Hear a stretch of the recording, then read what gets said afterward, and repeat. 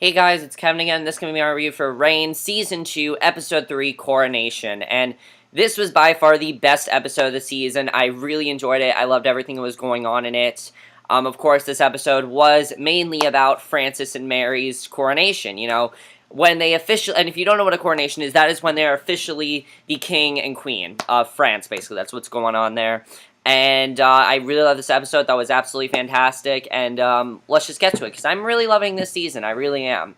So, basically, Catherine is playing a banquet for, I think she said like $120,000, something like that, and a huge military parade with new uniforms and amusements, and it's for Francis's coronation, but he doesn't like the expenditures, and Mary says it's shameful and grotesque, and Catherine says that's what she was going for, and I understand why, they're not happy about it, because they're recovering now from the plague. The plague just ended, and now they're into what is called a famine, which I talked about. A famine basically is when people are dying of hunger, and that's what's going on there. So I think it was really interesting that they stopped the plague storyline so early. I wasn't expecting that. I thought the plague storyline was going to be the first half of the season, but no, the plague is over. So I think that definitely is very interesting.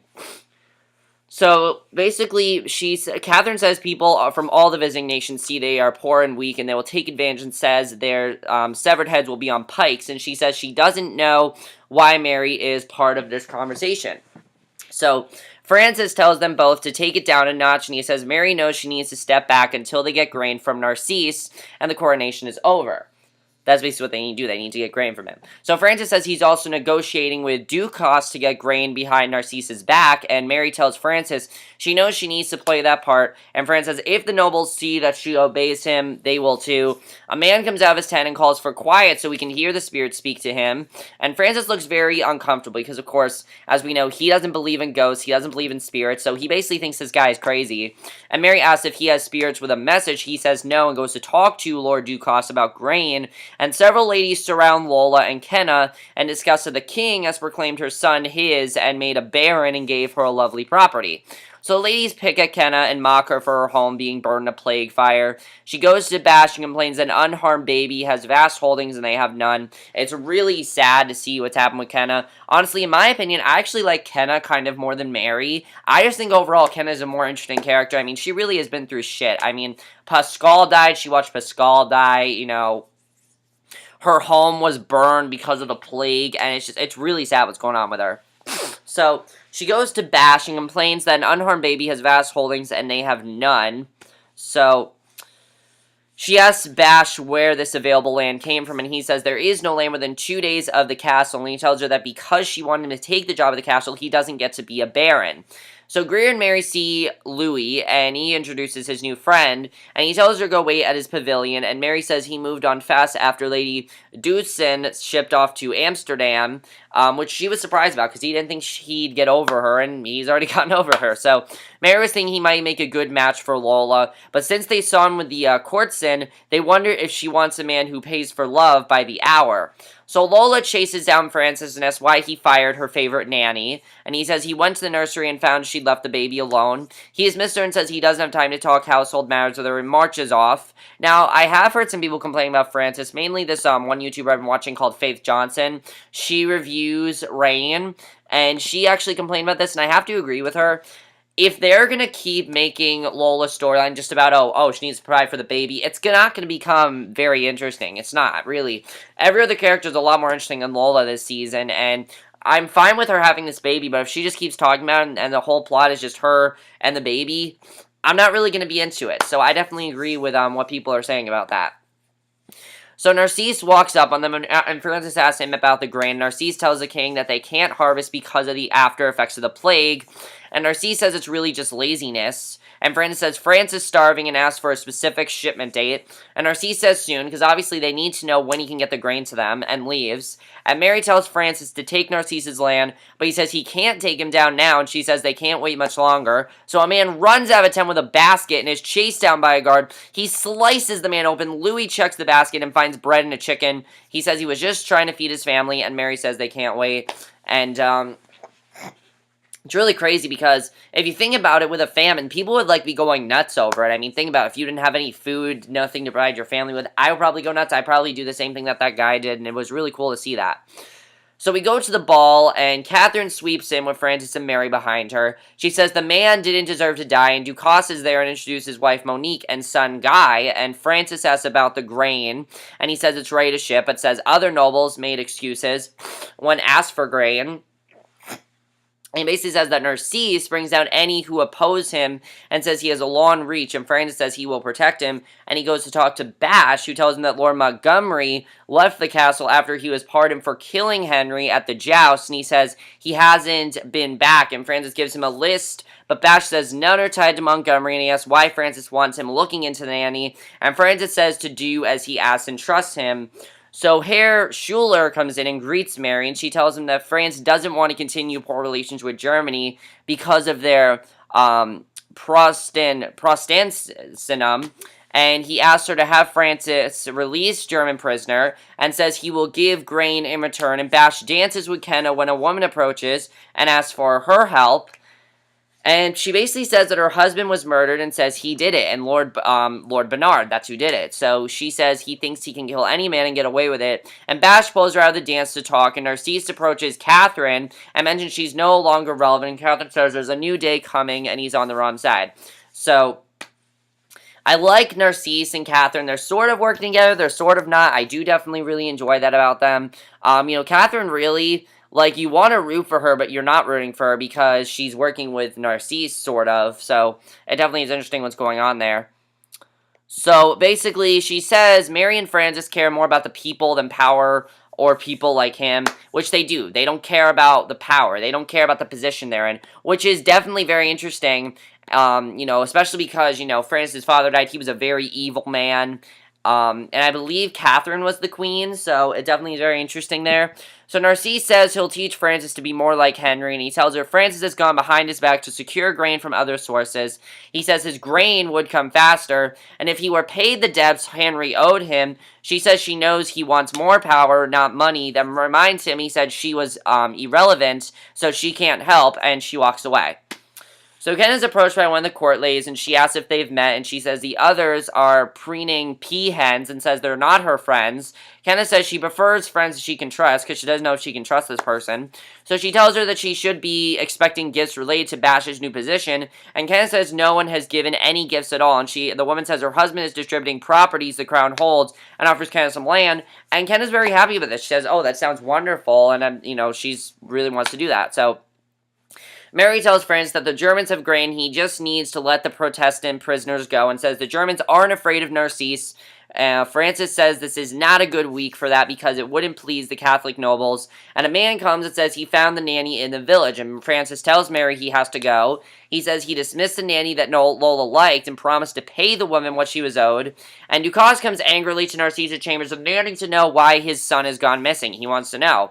So he hears Guy. Narcisse says he found the boy playing in the castle quarter. He's being held on his balcony. Narcisse says he knows what it's like to lose a son. Says he feels his son's absence every day. He tells him he hopes he never has to feel that kind of pain, says it will destroy him. He gives the boy back, but makes it clear that he was threatening him. So, that's really intense there. So Mary and Francis walks, and he tells her that Ducasse changed his mind and won't tell him why. And Mary says Narcisse is behind this and reminds him of the German offer. He says he can't let the prisoners go without investigating their crimes. And she says there are 2 days, and Catherine approaches Narcisse and says she knows what he did with Ducasse. She offers to be his friend of court and says he will buy grain and corn instead of Francis. And he tells her to put Lord Robichon on Francis' council, and she says no. He says another of his choice, and she says no. She says he will have the grain and he will learn. And Francis goes off to Tent City on an errand while Mary goes and tells Schuler that Francis is intrigued by his offer and needs time to consider. So he asks if she needs to talk, because obviously he wants to know if she needs to talk, basically. And so basically that definitely is very interesting. So she says no. He says another of his choice, and she says no. Oh, where was I? Now I missed my place. So Mary and Francis walk by, And I already read this. Oh, geez. I'm sorry, guys. I lost my place here. I got a comment on YouTube, so I lost my place. So he asks if he needs to talk to the king directly. She says he can't deal with her. He says he's leaving, that his friends were jailed for their faith, nothing more. He says he didn't come to watch the papacy prop up a new puppet, and he says he just came to get his friends out. He marches off in a huff with his retinue, and Francis is in the tent with a spirit talker, and he asks what he can do for him. Now, it makes sense why he's talking to this guy, because of course the nurse seemed to be haunted by, Henry's spirit, his father's ghost. So he is very worried about what is going to happen here. It makes perfect sense why he is so worried about this. So I think it definitely is very interesting what's going on there. And basically, the man says he can't speak with the dead, but Francis scoffs, says he has a woman he wants to meet that may be possessed with the dead, but he doesn't believe it. Because again, Francis does not believe in supernatural ghosts and things like that. So he doesn't think this woman's possessed. He thinks he's just going crazy, basically. Francis just doesn't believe in the dead, and I definitely think soon he's going to, because you can tell that his father is alive, and it's definitely very interesting what's going on there. He says he didn't come to watch the papacy prop up a new puppet, and he says he just came to get his friends out. He marched off, and I just read this. Basically, Bash interviews an undertaker's apprentice who logged the dead from the plague. He asks if he knows Lord Dawsoneau or Bernard, and the boy looks nervous, but he says he'll protect him. And he says Dawsoneau is a nice man, but Bernard not so much. He says Lord Dawsoneau thinks her husband has been killed, and Bash finds the man's name was Bochard before he was given a title, and finds that name in the record of the dead with the injury listed as throat slit. So Mary talks to Greer about the German problem and says they can't find Francis and the Germans have only the grain they can get. So she chases Schuler down and says the king's guards will take them to where the prisoners are being held. He says she'll have her grain. He thanks her. The nanny's with Francis and the nanny and the spirit talker anoints her with oil, and then Henry takes over her body and he kicks the guy out so he can talk to his father. So Francis is asking him a string of questions to identify that he's talking to his dad. He wants to make sure that it's actually his dad and not just him going crazy.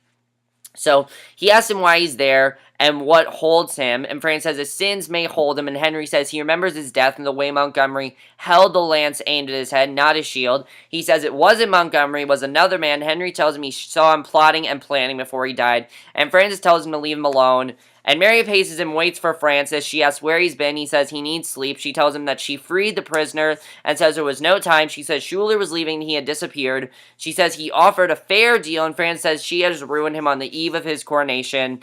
And she tells him to tell another story. He says that she did it, not him. And he says it's about his legitimacy and filling the shoes of a man they freed. And he says that the nobles won't respect him if his own wife won't. And she offers to help, but he says no more help from her. And my only complaint with this storyline is that I want to see more of this whole Henry possessing the nurse. I think it's really cool. I think it's a really cool storyline. They don't really show a lot of it, so I hope they show more of it in the next episode. I just have to see, though. So Kenna wakes up Bash, and she tells him about that new rich lady who wants to curry favor with them and gave them a beautiful chatatu for a price they can offer. And she says it's her new friend, Lady Bernard, and Bash says it's not a gift, but a bribe since he's investigating her husband for murder, which is true. And he says the bribe is confirmation of his guilt. And Kenna goes to confront Lady Bernard, who says her husband's innocent. And Kenna says Bash is honest and will find the truth. She trusts him more than anyone. And the lady says that Bash will be dead if he continues his investigations, as the nobles all hate him for trying to usurp the throne. She says that he and Kenna are hanging by a thread and they can end it. So the German Duke rides up as Francis and Mary watch an amusement. Schuler says the German prisoners are missing from the garrison. He says they were moved 2 days prior, and Schuler shows them implements of torture he took from the garrison. And Bash reminds him he's talking to the King of France, and Schuler says he'll find the prisoners himself. Bash calls a guard to arms, and they surround the Germans, and it's a standoff. Francis tells them to put down all their weapons, and Francis then comes to talk to Mary and says this has all stirred up all the hate. He says he spent an hour smoothing things over with the Germans. Mary says there is time to fix this and says they need to find the prisoners. He says she can't help. She tells him he needs to maintain a delicate peace, and she will clean the mess she created, and he leaves. So Kenna waits on Bash and says she's sorry. He says he confronted Bernard, but the page was torn out from the dead ledger, and he tells her to hand it over, and she says she burned it. So she said she did it to save his life, and he tells her they are better people than the Bernards and says they need courage, and she says she can't let him die. He says he loves her for this, but says his role matters to him, and he will fight for what he believes despite the risk. You know, obviously he wants to find out what's going on here.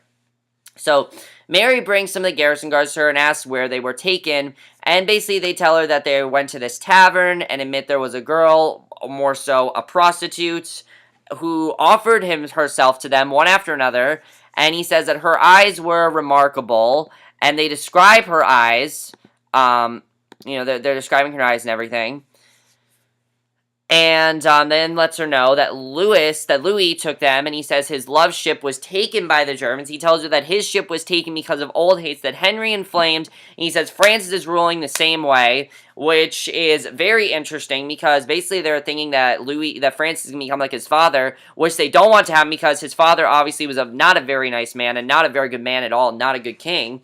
So Louis says he promised Ducey and safety, and she tells him he's a better man than that. She tells him to bring the prisoners back to the castle, and he says he has to do everything in his power to bring back his love. She says men should put country before love like the king does. He says he's not a king and glad for it, and he rides away. So later, Mary brings Francis to the balcony to show him the returned prisoners, and Louis bows to them, and Mary says they don't need Narcisse anymore. So she calls Narcisse, who says it's a great day, and Mary tells him that the Protestant prisoners have been found and traded for grain, and the cause of religious tolerance, and Francis says he understands that Narcisse would like to teach him how to rule, and Francis says a king must make new friends. Mary tells him not to lecture her husband on betrayal since he betrayed the promise to deliver grain, and he asks if Mary speaks for the king, and Francis says she is his queen and speaks in most things. She tells him he will need a friend soon. If he doesn't bow to him, he'll learn that Narcisse bows to them, calls them majesties, and says grain will arrive soon. So they're good with that, and they're pleased because now their whole coronation can happen. And Mary meets with Louis and thanks him for returning the prisoners. He says he wanted to be the better man she saw him in him. And she says as part of their new understanding with the Germans, Lady Dudson will be returned home. He thanks her and she says he has Francis to thank and he says he negotiated. He says the lady isn't coming back to him but to her husband. He says she has children and the man's a good father. He says she'll discover that bond when she and Francis have children, which I think is definitely very interesting that they're getting into that. So yeah, so basically now they can have their coronation. So Francis comes to the nursery and finds Lola with their son. She says none of the other nannies described any problems with Caroline. That's what he saw. He says he can only say that she remembers him of someone that he needs to forget and asks her to leave it at that. And Francis walks into his coronation and says he has Ron to ask Mary to step back. He says they are better together as equals. He says this coronation is for king and a queen. And I like that he said that because he doesn't want to be selfish. You know, he's not going to be selfish about it. She is his wife. He cares about her. And I definitely like that he said that. So from here, we get a really nice scene. I think this was probably the best scene of the season so far. I love this scene. I love this song that was playing as well. The song was really good, definitely. They enter the room and Francis kneels. The cardinal slips a ring on his finger and offers him the scepter and then sets the crown on Francis' head. And Mary smiles, and Francis stands and takes his throne. They all recite, "Long live the king." It's great to see that. Mary kneels, receives her crown, then takes her seat at his side. They say, "Long live the queen." Pellets rain down on them as they applaud, and now they are officially the king and queen of France. So that was really cool to see. I definitely really enjoyed that scene. I think that personally was the best scene of the season so far, and I really enjoyed that, definitely.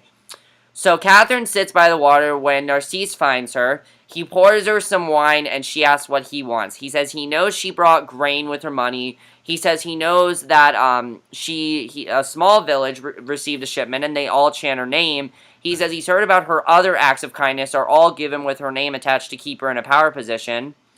And he basically says that she could be at the back of the succession line with her other children. I remind her that Mary and Francis can still have a child since they're young and just getting started. And we basically cut to them doing that. They're now trying to have sex and trying to have a child. So, and it looks like they're going to be successful because in the promo for the next episode, Mary tells Francis that she is pregnant with his child. And that's going to be interesting to see definitely what happens there. So, overall, I really like this episode. Let me know what you guys saw this episode. I really enjoyed what's going on with Francis. Or do you feel that people are afraid that Francis is going to become like his father. That's definitely going to be very interesting to see what ends up happening there. I don't know if that's going to happen, but we'll have to see what happens there. Sorry, that was my dad in the background. But that's going to be very interesting to see what happens there. Um, as far as what's going to happen with Narcise, I think it's interesting that Narcise and Catherine are working together. We'll have to see what happens as far as that goes. That's going to be really cool to see. And I guess that's pretty much it for all I have to say with this episode. Overall, I thought this episode was by far the best episode of the season. I really enjoyed it. That's in my review. Hope you guys enjoyed it. I'll see you guys in my next video, which will be for episode 4 of Reign. So I'll see you guys for that. Okay, bye.